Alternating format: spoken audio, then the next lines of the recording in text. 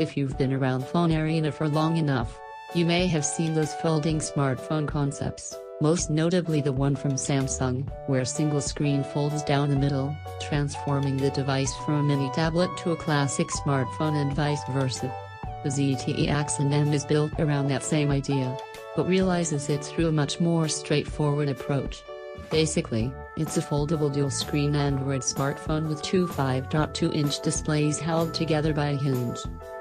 It must be pointed out that the ZTE Axon M is neither a concept, nor a prototype. In fact, you can get one from AT&T today for $725. This also gets you a decent set of specs, including a Snapdragon 821, 4GB of RAM, and 64GB of storage, all packed in a body made of glass and metal. But ultimately, is the Axon M a multimedia and multitasking powerhouse, or is its dual-screen design mostly a gimmick? We used it as a daily driver to find out. In the box: ZTE Axon M, USB-C to USB, a charging cable and wall adapter, micro USB to USB-C adapter, SIM tool, getting started guide and warranty information, camera. Sitting right up front, to the left of the earpiece, is the 20-megapixel camera and its accompanying dual flash.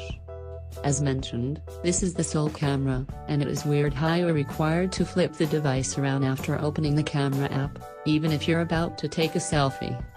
In such an instance, you must open the camera as usual, allow it to activate the rear screen as a viewfinder, tap the front-facing toggle, then turn the device back around to take a selfie with the main screen now acting as the viewfinder.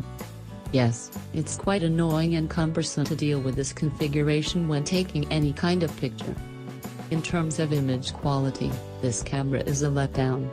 Theoretically, 20 megapixels could capture detail well, but motion blur and insufficient exposure are often a problem, and the fact that the camera lacks OIS doesn't help. 4K videos captured on the Axon M showed much of the same.